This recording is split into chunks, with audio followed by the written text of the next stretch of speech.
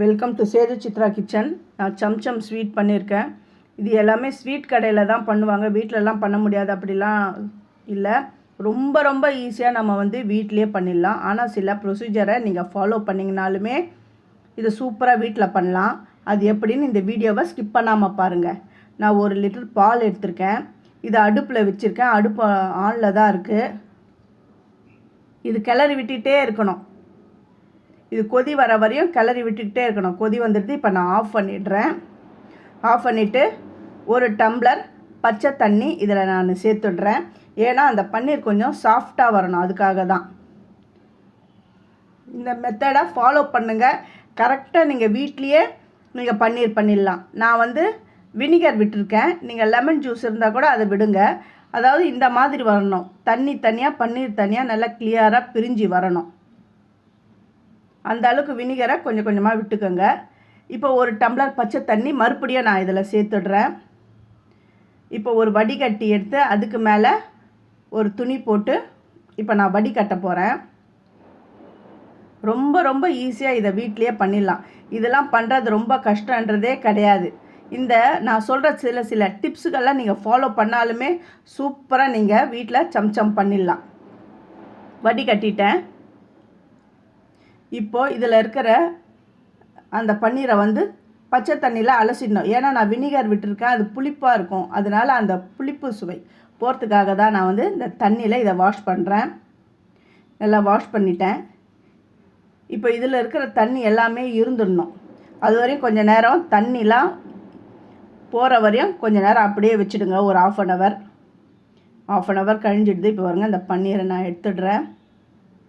எடுத்துகிட்டு இதை நல்லா உடச்சி பேஸ்ட்டு மாதிரி நல்லா உடச்சி விடணும். அது எப்படின்னா, இந்த உள்ளங்கை இருக்குது பாருங்கள், இந்த உள்ளங்கையில் இந்த பகுதி இருக்குது பாருங்கள், அதில் நல்லா தேய்ங்க. நல்லா தேய்ச்சி பேஸ்ட்டு மாதிரி வரணும். அந்த அளவுக்கு நல்லா ப்ரெஸ் பண்ணி தேய்ச்சி விடணும். ஃபஸ்ட்டு என்னுடைய வீடியோவை பார்க்குறவங்க சப்ஸ்கிரைப் பண்ணலைன்னா சப்ஸ்கிரைப் பண்ணிவிட்டு ஆல் என்ற ஆப்ஷனை தொடுங்க. அப்போ தான் நான் போகிற ஒரு வீடியோவுடைய நோட்டிஃபிகேஷன் உங்களுக்கு காட்டும். இப்போ கொஞ்சோண்டு 1 ஸ்பூன் மைதாவை சேர்க்குறேன். ஏன்னா மைதா பைண்டிங் ஏஜென்ட்டு. இந்த பிரிஞ்சிலாம் வராமல் இருக்கிறதுக்காக தான் மைதா. இது ஏலக்காய் தூள். இந்த வாசனைக்காக ஒரு 1/2 ஸ்பூன் ஏலக்காய் தூளும் சேர்த்துட்டு இது எல்லாமே இந்த பன்னீரோட பிளெண்ட் ஆகணும். அந்த அளவுக்கு நல்லா நான் பிசைஞ்சு எடுத்துடுறேன். நல்லா பிசைஞ்சிட்டேன் பாருங்கள். இந்த அளவுக்கு சாஃப்டாக நான் பிசைஞ்சிட்டேன். இப்போ நான் இது காயாமல் இருக்கிறதுக்கு வெள்ளை துணி போட்டு மூடி வைக்கிறேன். ஏன்னா சர்க்கரை பாகு நான் ரெடி பண்ண போகிறேன். அதனால் அது கொஞ்சம் நேரம் மூடி வைக்கிறேன். சர்க்கரை 1 கப்புக்கு 4 கப்பு தண்ணி. 1 கப் சர்க்கரைக்கு 4 கப்பு தண்ணி விட்டுட்டு 1 குழிக்கரண்டி பால் விடுறேன். ஏன்னா சர்க்கரையில் அழுக்கெலாம் இருக்கும், அதுக்காக தான். இப்போ அடுப்பு ஆன் பண்ணிவிட்டு அந்த சர்க்கரை பாகை வைக்கிறேன். இது பாருங்கள், கொதி வந்தவுடனே எவ்வளோ அழுக்கு வரப்போகுது பாருங்கள். இப்போ நான் அந்த சம்சம் எப்படி பண்ணுறதுன்னு பார்க்குறேன். இப்போ நம்ம குலோப் ஜாமுன், அதாவது ரசகுல்லாவுக்கு ரவுண்டாக விடுவோம். இது கொஞ்சம் சிலிண்டர் ஷேப்பாக உருட்டணும், அவ்வளோதான். இது எப்படி உருட்டுறதுன்னு காட்டுறேன். அதுக்கு முன்னாடி கொஞ்சம் கொஞ்சமாக நான் கொஞ்சம் அந்த பன்னீரெல்லாம் தேய்ச்சி வச்சுக்கிறதெல்லாம் பிரித்து வச்சுடுறேன். இப்போ எப்படி அந்த சம்சம் உருட்டுறதுன்னு பாருங்கள்.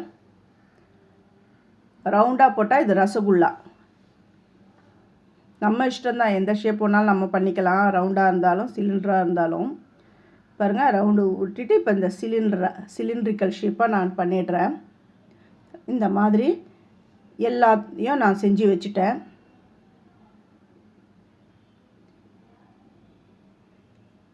இப்போ சக்கரை பாகில் பார்த்திங்களா எவ்வளோ அழுக்கு வந்திருக்கு. இந்த அழுக்கெல்லாம் ஒரு டீ வடிகட்டியில் நான் எடுத்துடுறேன்.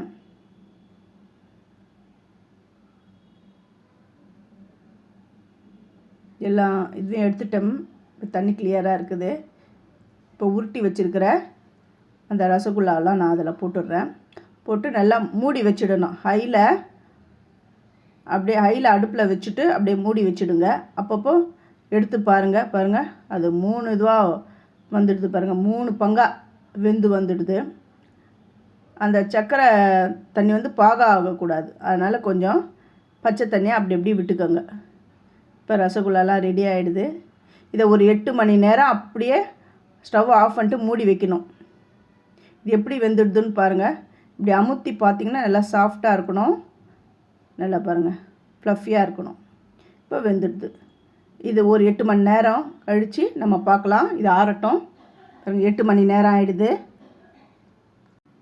இது எப்படி வந்ததுன்னு பாருங்கள், எப்படி வந்திருக்குன்னு பாருங்கள். நான் இதை கட் பண்ணி காட்டுறேன்.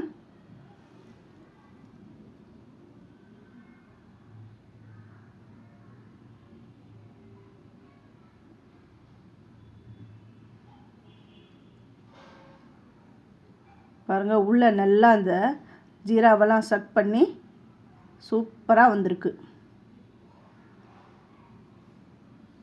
இப்போ அடுத்ததை கட் பண்ணி எப்படி கடையில் சம்சம் பண்ணுறாங்க அப்படின்றத சொல்கிறேன். இது வந்து பால்கோவா, வீட்லேயே நான் பண்ணின பால்கோவா. இந்த பால்கோவா எப்படி பண்ணுறது அப்படின்றதையும் நான் ஏற்கனவே என்னுடைய சேனலில் நான் போட்டுட்டேன், வீடியோ போட்டுட்டேன். நீங்கள் அதை போய் பாருங்கள். வேணால் டிஸ்கிரிப்ஷன் பாக்ஸில் நான் அதை கொடுக்குறேன். அந்த பால்கோவாவில் மஞ்சப்பொடி தான் போட்டிருக்கேன். நான் ஃபுட் கலர் எதுவுமே ஆட் பண்ணலை. மஞ்சப்பொடி போட்டு அந்த ஜீரா தண்ணியை தான் இதில் விட்டு வச்சுருக்கேன். இப்போ இன்னொரு அந்த சம்சம் எடுத்து கட் பண்ணுறேன் பாருங்கள். கட் பண்ணி அது நடுவில் சேர்க்கணும். அதாவது ஃபுல்லாக கட் பண்ணக்கூடாது. நான் ஒன்று உங்களுக்கு காட்டணுன்றதுக்காக தான் அது ஃபுல்லாக நான் கட் பண்ணிட்டேன். சும்மா ஒரு பாதினா ஒரு நடுவில் ஒரு கீத்து மட்டும் அந்த இப்படி போட்டுக்கோங்க. இது நடுவில் அந்த பால்கோவாவை வச்சிடணும்.